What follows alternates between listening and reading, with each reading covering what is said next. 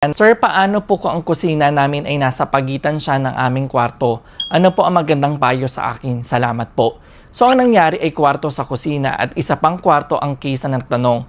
Malas ba or magkakaroon ng negative effect sa kwarto kapag ganito ang pwesto ng kusina sa bahay? It is not considered as good feng shui.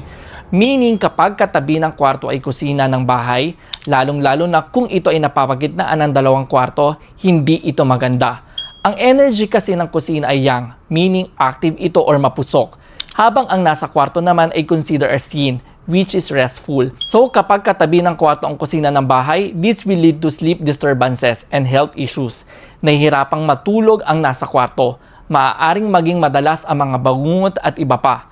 Paano ito kontrahin lalong-lalo na if hindi mailipat ang pwesto ng kwarto sa bahay? Una, add another wall or screen sa loob ng kwarto para mas maging define ang boundary nito. Pangalawa, iwasang ilagay ang uluhan ng kama sa wall sa pagitan ng kwarto at kusina.